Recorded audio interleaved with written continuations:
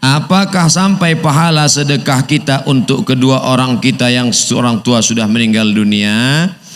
Ambo sebutkan hadisnya, ibu menjawab. Oke?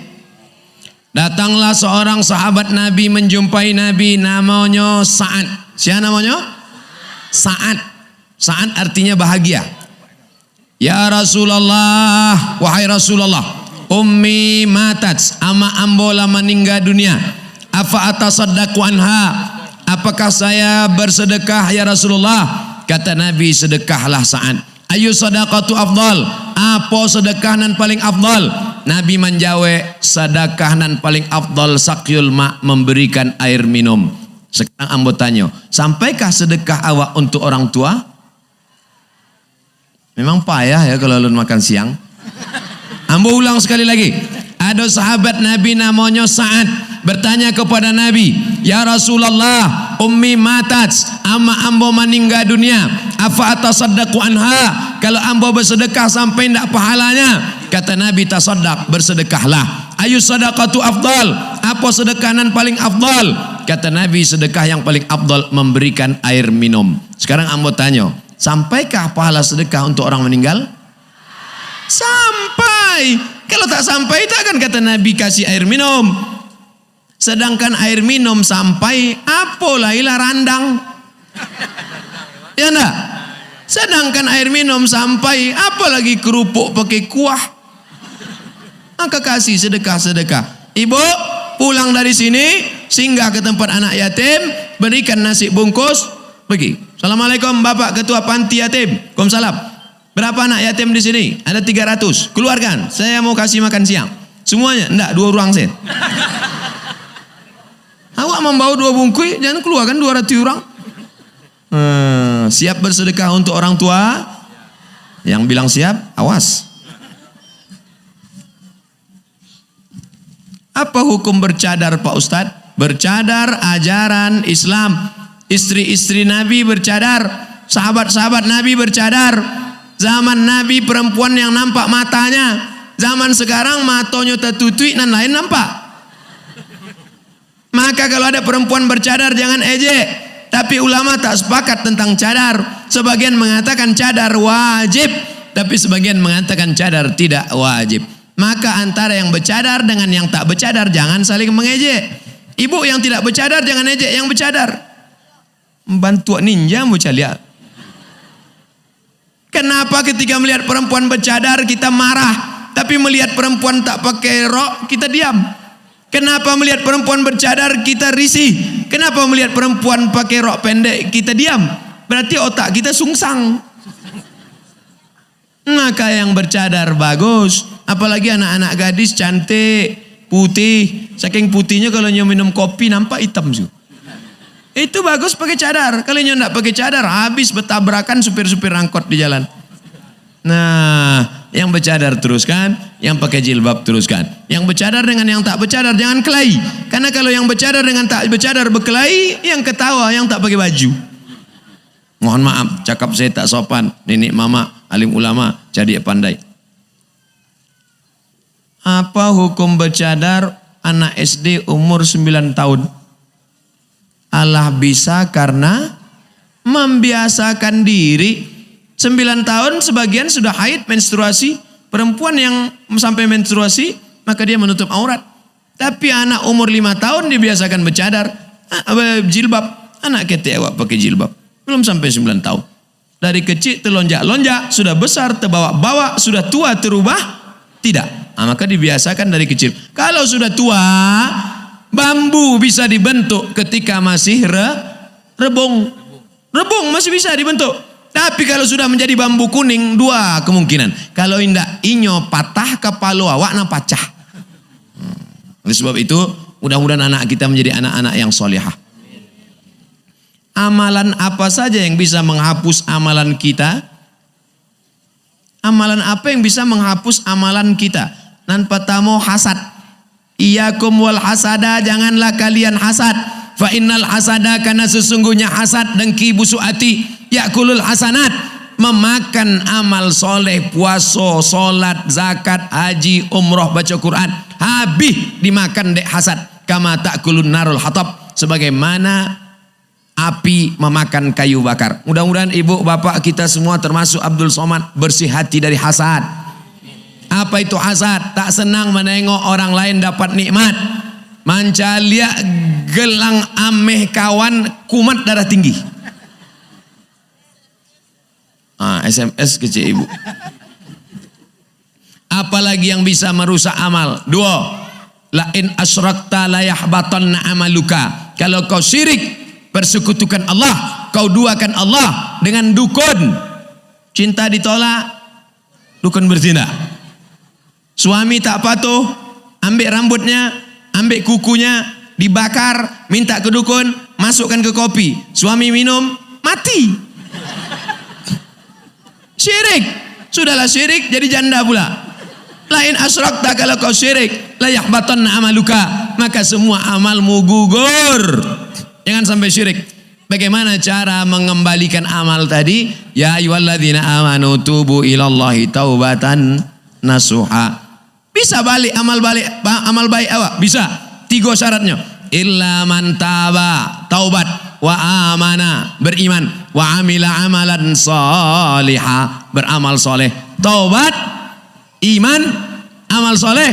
Ulaika yubaddilullahu sayyiatihim, semua dosa salah mereka dulu diganti Allah hasanat, diganti Allah menjadi kebaikan-kebaikan. Mudah-mudahan kita termasuk orang yang pernah salah tapi kemudian bertobat dan kesalahan kita diganti Allah dengan kebaikan.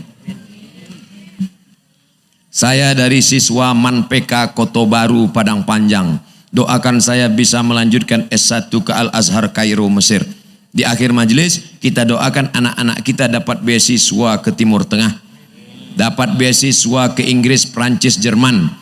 Walaupun otaknya Australia, Inggris, Prancis, Amerika, tapi hatinya tetap la ilaha illallah Muhammadur Rasulullah. Mereka akan jadi bisnismen kaya raya. Mereka akan kembali ke Bukit Tinggi, membangun Bukit Tinggi, membangun pembangunan masjid kita yang belum selesai, ngasih pintu yang sekarang masih triplek. Andaikan manusia kawin dengan sapi, apakah anaknya sah disembelih?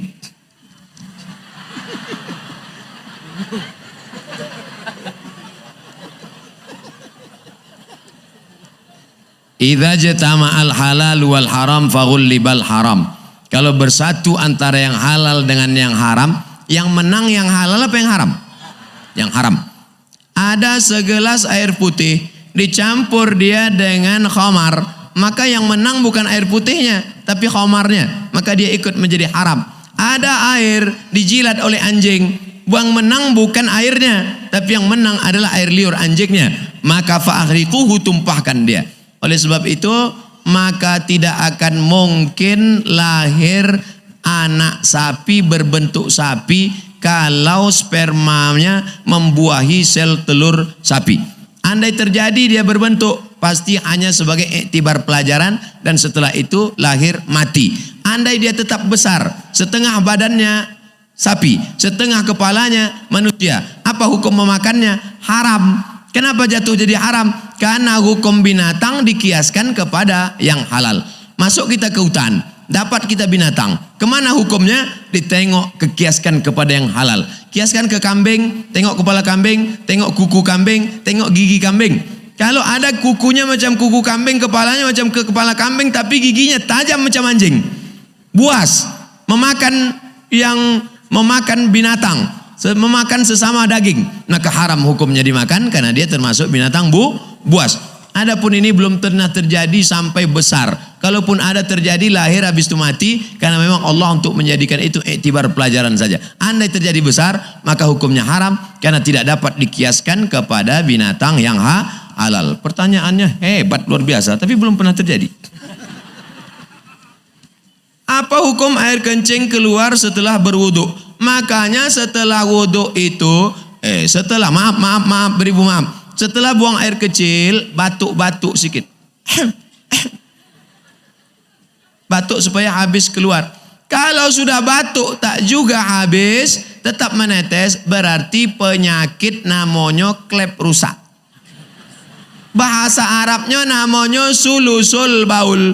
Sulusu artinya rantai, baul artinya kencing. Sulusul baul artinya kencing berantai menetes tak berhenti-berhenti. Orang yang kena penyakit sulusul baul segera berobat.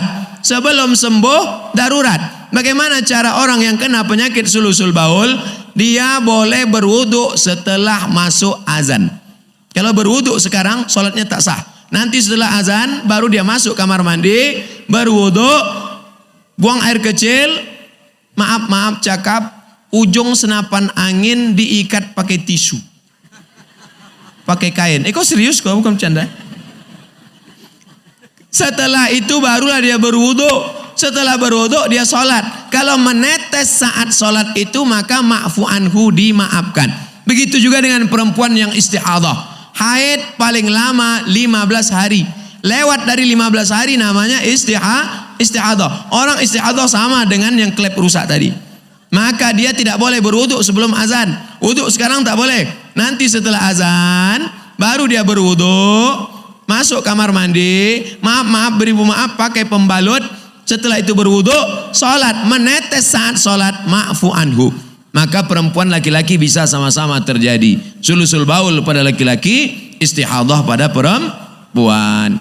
Apakah tuyul itu ada atau hanya alasan saja untuk pencuri? Tuyul itu jin.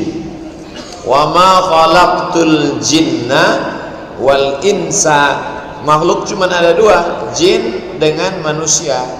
Lalu tuyul, Nyi Roro Kidul, Nyi Blorong, hantu, suster ngesot, itu jin semua. Beda daerah, beda namanya. Kalau di Tanah Batak, Karo, begu ganjang. Begu hantu, ganjang tinggi, hantu tinggi. Sundel bolong di Jawa. Penjaga Ratu Pantai Laut Selatan. Itu semuanya adalah jin. Beda daerah, beda. Karena makhluk cuma dua saja. Hantu, karena dia tak nampak. Itu awalnya orang menjaga durian. Jatuh, dengar. Angtu katanya, antu. Tak nampak. Tuyul itu jin. Maka doanya ya doa. Dalam Al-Quran doa minta perlindungan dari setan. Nama komunitasnya jin. Yang baik-baik jin muslim, yang jahat-jahat jin kafir. Jin kafir itu setan. Induk dari jin kafir itu iblis. Begitu susunan. Tuyul itu jin kafir. Kalau tuyul itu masuk Islam Pak Ustaz, nggak usahlah kita kaji, panjang cerita. Keluarga saya pernah minta rumah untuk dipagari sama seorang ustaz. Kemudian dia meletakkan sesuatu di atas pintu, kemudian mengazankannya. Apakah termasuk tangkal? Mengazankan untuk mengusir setan ada dalilnya. Mana dalilnya? Ketika azan dikumandangkan, setan lari terbirit-birit. Yusannu al-azanu li ghairi shalah. Dianjurkan azan untuk selain salat. Bagi siapa? Lil masruh, orang yang kerasukan setan. Nah, kamu azan mengusir setan. Allahu akbar, Allahu akbar. Tapi meletakkan tangkal-tangkal mesti ditengok tangkalnya. Karena Aisyah pernah memarahi perempuan yang meletakkan Musa tahtal wisadati, pisau silet di bawah bantal. Kenapa letak pisau silet di bawah bantal? Untuk mengusir jin. Marah Nabi Musa, marah. Oh sebentar saya potong. Ananda Reza tak nampak ya. Sebentar Pak, ada Reza datang langsung ke Pak San. Saya sangka antum tak datang.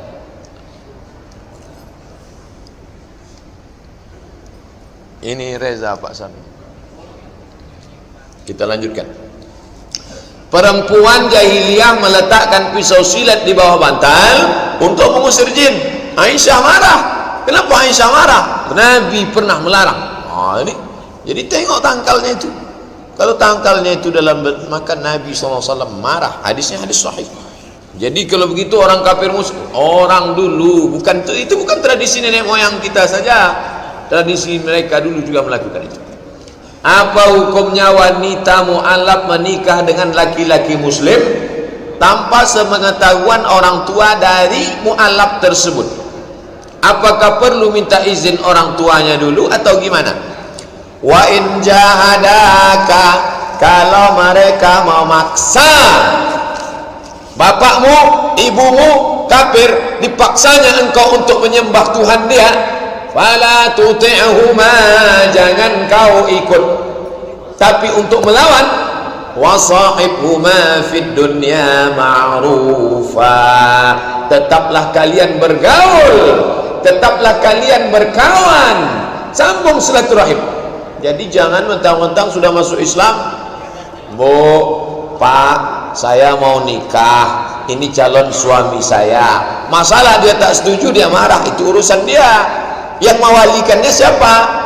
Fas-sultanu waliyun man la waliyalaha, walinya adalah wali hakim. Karena orang kalau sudah masuk Islam, itulah dakwah dia. Anak saya dulu ngelawan, setelah masuk Islam malah minta izin cium tangan, dipeluknya saya, dibawakannya makanan, lunak hatinya. Kalau begitu nak, aku pun bersyahadat. Jangan sampai anak saya dulu baik, sekarang sejak masuk Islam itu. Apa dalil Ustaz boleh orang non muslim menyambung silaturahim? Asma ummi qadimat wa hiya raghibatun, ya Rasulullah, mak saya datang, maknya musyrik, afa asiluha, boleh saya sambung silaturahim dengan mak saya? Kata Nabi, siliha, sambung, padahal non muslim. Afa utiha, boleh saya beri hadiah? I'tiha, berikan. Ini dalil tidak putus hubungan baik dengan ibunda, ayahanda, tapi dia tidak ada kuasa. Kalau sudah dapat suami yang baik, menikahlah. Izin tak berpengaruh, cuman caranya santun. Pak Ustadz, bagaimana tips agar anak-anak kita masih kecil dapat menumbuhkan rasa takut pada Allah dan takut beribadah? Dulu saya kalau bawa main-mainan, orang tua tuh nanya, khususnya mak, ini dapat dari mana tadi? Di jalan, mak. Nanti main-mainan ini akan jadi besar hari kiamat, kau akan pikul. Kau cari siapa yang punya ini, balikkan balik ke tempat. Sampai sekarang itu ada dalam ingatan. Balikkan ke tempat di mana ketemu tadi. Ternyata Ustadz berceramah setelah dewasa, barang-barang yang kita curi, Nabi, ternyata yang disampaikan ibu dulu, dia tak belajar hadis, ada dalam hadis. Wa may yaghlul, siapa yang curang, ya'ti bima ghalla, dia akan membawa kecurangannya nanti hari kiamat. Ada ayatnya. Curang, kau jangan curang, nak. Nanti curang akan kau bawa. Tentu bahasanya ya dengan bahasa ibu-ibu. Ibu-ibu ini kan paling pandai membahasakan. Makan ya nak, makan. Tujuannya supaya dia makan, tujuannya supaya dia takut. Oh, anak saya ini suka dengan bintang Pak Ustadz, dimasakkannya telur dadar gambar bintang. Mau makan bintang, yang penting dia mau makan. Kebetulan ibunya poluan, dia ambilnya pistol, makan, kalau tak kutembak gitu. Intinya dia mau makan. Caranya biar supaya dia gimana makan, intinya takut. Kalau saya dulu begitu, mak saya. Nanti sampai sekarang kalau barang-barang takut, menanamkan takut kepada Allah. Sebelum tidur malam ngobrol, tapi bukan dongeng. Nanti kalau kita mati itu, mak tak bisa nolong, ayah jauh, semua dosa-dosa kita hidup lagi. Ngobrol, cerita. Tentu ceritanya jangan dikopi ceramah Ustaz Abdul Somad, tak nyambung. Bilisani qaumihi, dengan bahasa ibu, dengan bahasa bapak. Itu mana. Ustaz, ana mau tanya terkait syafaat kurban. Waktu pernah dengar bahwa hewan yang kurban dapat kembali pada kita waktu kiamat menjadi kendaraan. Kalau menjadi kendaraan, bunyi hadisnya itu begini. Innaha la ta'ti yaumal qiyamah, binatang yang kamu potong itu nanti akan datang pada hari kiamat. Bi quruniha, dengan tanduknya, wa ash'ariha, dengan bulunya. wa aslafiha, dengan kukunya. Lalu jangan katakan hadis dengan kesimpulan orang, jangan campur aduk. Yang ada dalam hadis itu disebut kambing itu akan datang pada hari kiamat, bulunya, kukunya, tanduknya sekedar datang untuk apa? Menjadi saksi, ya Allah, hambamu ini sudah beramal, itu saja. Lalu kendaraan kita di akhirat nanti apa Pak Ustaz? Mala a'yunun ra'at, tak pernah ditengok mata, wala uzunun sami'at, tak pernah didengar telinga, wala khatara ala qalbi bashar, tak pernah terlintas di hati manusia. Tapi hadis tentang dia akan datang, ya. Apa maknanya dia datang? Kalau tanduk, kuku, bulu, sampah datang, apalagi dagingnya, apalagi tulangnya, apalagi lemaknya. Fatibu biha nafsan, sucikanlah diri kamu dengan berkurban. Itu saja. Maka pahami sesuai dengan hadis. Apakah nazar dilaksanakan oleh Rasulullah? Ya, buka kitab Sahih Bukhari, kitab nazar, al-aiman wan nuzur, sumpah dan nazar. Kenapa disatukan sumpah dengan nazar? Karena cara membayar kafarat penebus sumpah sama dengan nazar. Nazar disyariatkan dalam Islam. Nazar sudah ada sejak zaman sebelum Islam, dilanjutkan setelah Islam. Ketika datang sahabat, ya Rasulullah, aku bernazar ingin iktikaf, apakah aku tunaikan? Ya, wajib. Nazar merubah yang sunat menjadi wajib. Kurban sunat muakkad. Saya bernazar, kalau anak saya nanti lulus, saya akan berkurban. Berubah dia menjadi wajib. Tunaikan. Tolong penjelasan larangan potong rambut kuku bagi yang berkurban.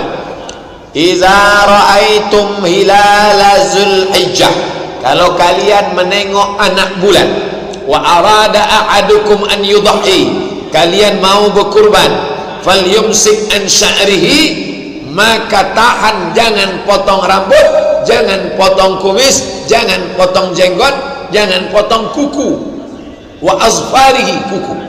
Dari sejak tanggal 1 hari ini tanggal 1 sampai tanggal 12 September. Setelah motong, habis dia potong, urutannya potong dulu tanggal 10 pagi. Setelah potong, makan hatinya sesuap. Setelah itu baru potong kuku, cukur, rapi, terapi, rambut baru, kumis baru, jenggot baru, kuku baru, fresh, terapi yang diajarkan Nabi SAW. Tapi hukumnya sunnah. Jangan katakan siapa yang cukur rambut, siapa yang potong kumis, siapa yang potong jenggot, siapa yang potong kuku dari tanggal 1 sampai 10 maka batal. Enggak, jangan. 5 kotak itu jangan digeser. Kalau perintahnya kuat, wajib. Perintahnya tak kuat, sunat. Larangannya kuat, haram. Larangannya tak kuat, makruh. Tak disuruh, tak dilarang, mubah. Jadi kalau menyampaikan hadis, sampaikan fikihnya. Namanya fikih hadis. Kalau cuma hadis dibacakan, orang bingung. Siapa yang melihat bulan Zulhijjah, dia mau berkurban, jangan potong rambut, jangan potong kuku. Itulah pengajian kita. Kata jangan di situ haram apa makruh? Wajib apa sunat? Umat bingung. Hadisnya ini, fikihnya, fikih hadis. Bagaimana memahami? Fikih itu artinya paham. Itu makna. Puasa Zulhijjah 10 hari. Pertama, ada hadisnya enggak? Ma min ayyamin, tidak ada hari.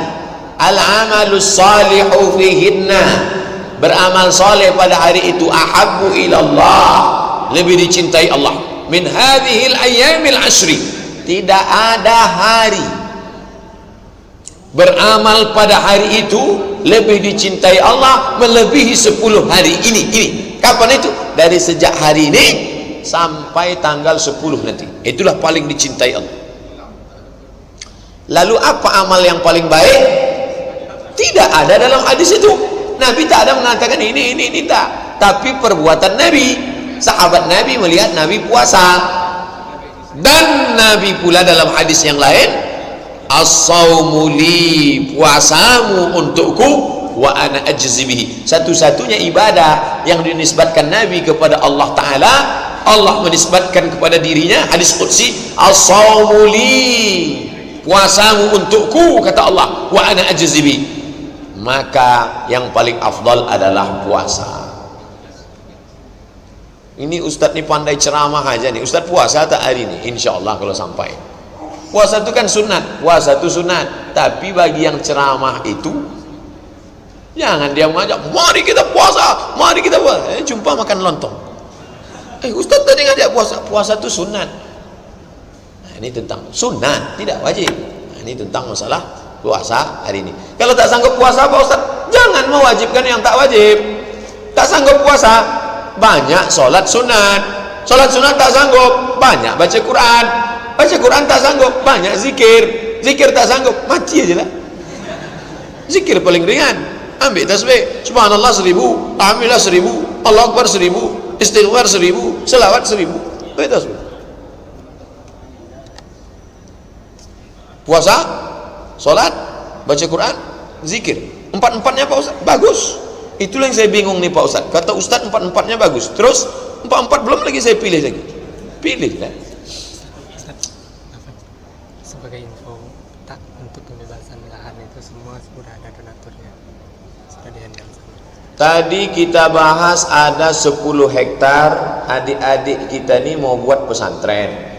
2 hektar dibebaskan Pak Anu, 2 hektar Pak Anu, 2 hektar ibu semalam pas perjalanan pulang, Pak Ustadz udah, yang 4 hektar sudah bebas tadi, langsung habis 10 udah. Lalu kami Pak Ustadz mau masuk surga pakai tiket apa? Kita cari tiket-tiket yang lain. Kabar gembira, begitulah lembutnya hati Bapak Ibu. Lagi tinggal yang lain. Ini yang 10 ini akan menjadi benteng kristenisasi. Anak-anak akan diselamatkan. Adik-adik kita ini kita doakan istiqomah nanti insyaallah. Amin ya rabbal alamin. Bolehkah kita berzikir hanya menyebut Allah? Allah, Allah, Allah, Allah, Allah, Allah, Allah, Allah, Allah, Allah, Allah, Allah. Boleh tak? Qul idullah awidur rahman ayyamma tad'u falahul asmaul husna. Itu ayat.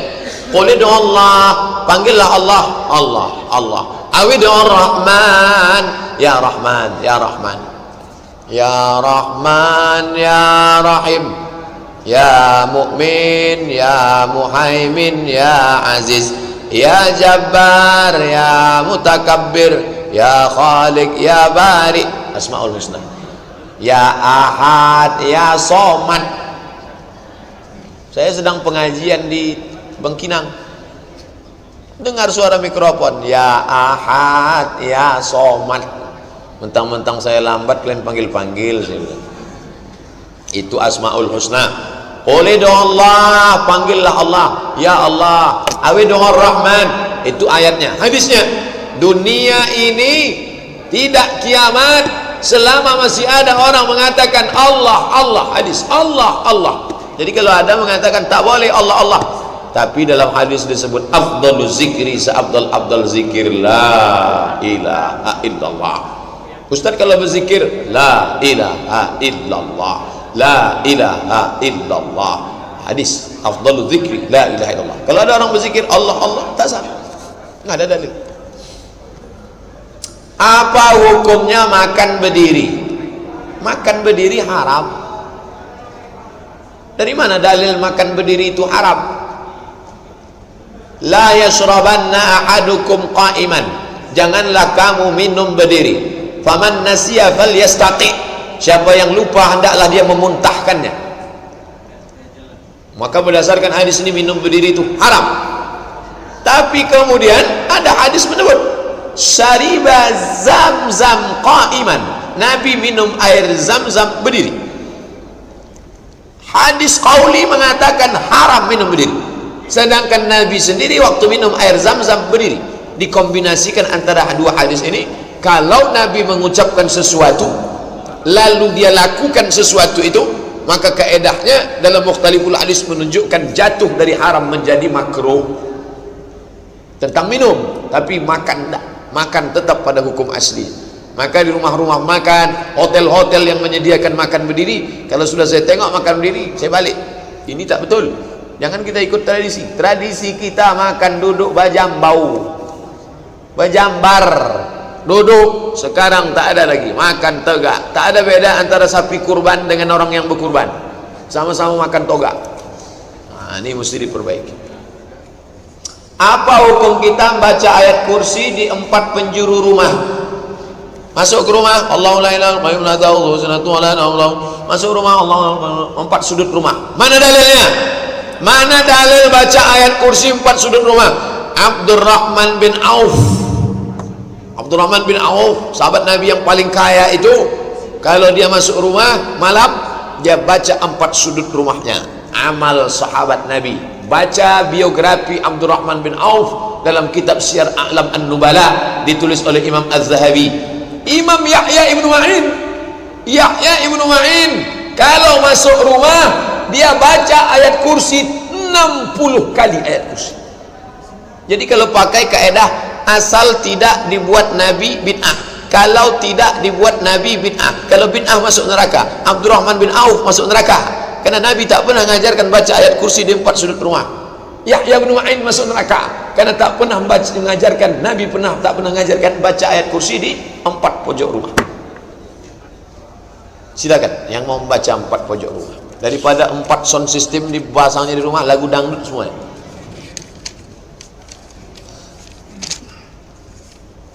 Berapa hari dianjurkan puasa sunnah di bulan Zulhijjah? Sampai berapa dan berapa hari yang diharamkan? 10, 11, 12, 13 haram. 10 hari nahar, 11, 12, 13 tasyrik haram. Yang boleh Zulhijjah bulan haram. Minha arba'atun hurum, 4 bulan haram. Zulhijjah, Zulqa'dah, Muharram, Rajab. Dalilnya umum. Wa minal hurumi fasad, berpuasalah engkau di bulan-bulan haram. Jadi kalau ada orang mau puasa di bulan haram, bulan Zulhijjah 1 bulan, boleh, kecuali 4 hari. 10, 11, 12, 13. Di antara 30 kurang 4, berarti 26. Boleh dia puasa 26 hari, boleh. Tapi di antara yang 26 itu yang paling afdal mana? 1 sampai 9. Di antara yang 1 sampai 9 itu yang paling afdal mana? 9. Tanggal 9 paling afdal. Apa keutamaannya? Hadis riwayat Muslim. Yukaffiru sanatal madiyata wal baqiyata, mengampunkan dosa setahun yang lalu dan setahun yang akan datang. Rawahu Muslim, hadis riwayat Muslim. Nah, ini tentang puasa di bulan Zulhijjah.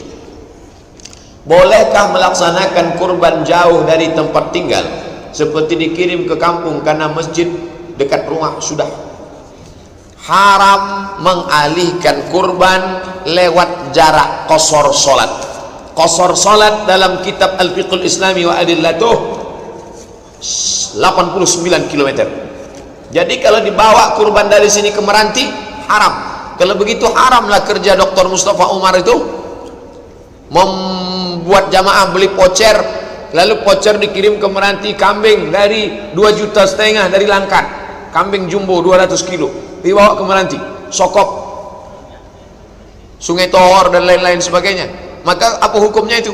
Kalau sudah terpenuhi kuota maka boleh. Itulah kenapa daging kurban dari Makkah dibawa ke Djibouti, dibawa ke Mogadishu, dibawa ke Somalia, dibawa ke Bangladesh, negeri-negeri muslim, dalam bentuk kornet.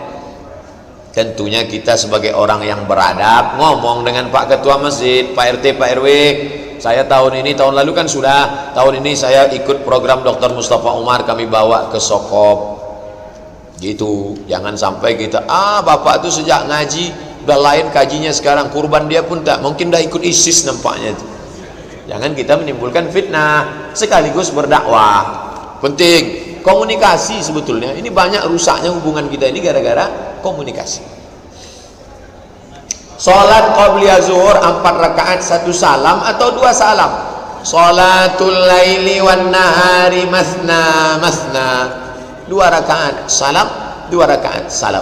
Yang pakai usolli sunnataz zuhri raka'ataini qabliyatan, salam. Tegak lagi, usolli sunnataz zuhri raka'ataini qabliyatan. Kalau ada yang membuat 4 rakaat 1 salam tak pakai tasyahud, sah. Tapi yang afdal 2 rakaat. 2 rakaat. Pernah Ustaz buat 4 rakaat? Enggak. Saya 2 rakaat. Menurut beberapa ustaz, arwah orang tua kita pada malam Jumat dan bulan Ramadan mendatangi rumah kita untuk meminta doa seperti orang minta sedekah. Betul atau tak betul? Tak ada dalil. Saya tetap membacakan Al-Fatihah nenek saya, datuk saya, pakcik saya, uwak saya. Tapi saya tak meyakini rohnya datang malam Jumat. Nampak saya tadi malam Pak Ustaz, waktu pemadaman bergilir, datang dia membuka tudung sangai, datang dia mengambil ikan goreng. Itu jin, setan. Kalau nampak nanti malam Jumat datang bentuk Ustaz Abdul Somad, tiba-tiba duduk di ruang tamu Bapak, ceramah di situ, Assalamualaikum, itu setan itu. Bukan. Tapi jangan bilang Abdul Somad mati jadi setan. Setan mau menyesatkan orang. Hai fulan bin fulan, aku adalah Syekh Abdul Qadir Jailani, janganlah engkau salat lagi karena semua dosamu sudah kuampuni. Setan, jin menyerupai para wali-wali Allah. Jangan ikutkan. Ada mayat yang tubuhnya biru, apakah itu tanda disiksa malaikat maut waktu sakratul maut? Tidak bisa menilai dari fisik. Balik jamaah haji, hitam wajahnya, oh tak mabrur bapak. Setelah ditanya-tanya, kenapa bapak itu hitam? Rupanya tinggal di Aziziyah, jalan kaki ke Masjidil Haram 1 hari 4 kilo, patut hitam. Yang satu putih bersih, tak pernah ke masjid, makan tidur, gemuk putih. Tak bisa kita nilai fisik. Itu bapak tu kemarin meninggal hitam wajahnya. Kenapa hitam? Kena penyakit lever, hitam. Uzkuru ma'asina mautakum, sebutlah yang baik-baiknya saja. Ma'asin, yang baik-baik. Jangan sampai kita dapat dosa kering, pahala tak dapat dosa. Jadi dosa itu macam bakteri juga Pak Ustaz, ada kering ada basah. Istilah orang saja. Kalau korupsi itu dosa basah, dosanya dapat, duitnya dapat. Tapi menceritakan aib orang mati itu dosa kering, duitnya tak dapat, dosa dapat. Jadi kalau nampak mau biru mau hitam, macam mana wajah bapak? Apalagi yang tukang mandikan orang mati, itu orang amanah. Makanya yang memandikan Nabi itu Ali, Abdullah ibnu Abbas. Apa kata orang Syiah? Tengok tuh, Abu Bakar sama Umar tak mementingkan jenazah Nabi, mereka sibuk ngurus politik, berebut mau jadi khalifah. Goblok, tak paham. Nabi mengajarkan yang memandikan kita itu kerabat, ahli bait. Umar dengan Utsman, Abu Bakar itu mengurus politik jenazah. Mereka udah bagi-bagi tugas. Untuk jenazah Nabi dimandikan oleh yang ada hubungan nasab. Siapa? Ali. Ayah Ali dengan ayah Nabi adik beradik. Dia tak punya anak laki-laki, siapa mandikan? Abdullah bin Abbas. Abdullah bin Abbas saudara Nabi. Ayah Abdullah bin Abbas, ayah Ali, ayah Muhammad SAW itu adik-beradik. Maka ini keluarga. Supaya apa? Jangan diceritakannya. Ini banyak aib. Aku kemarin waktu mandikan bapak itu biru-biru badannya, nampaknya dicubit-cubit setan. Jangan diceritakan. Uzkuru ma'asina mautakum, sebutkan yang baik-baik tentang saudara.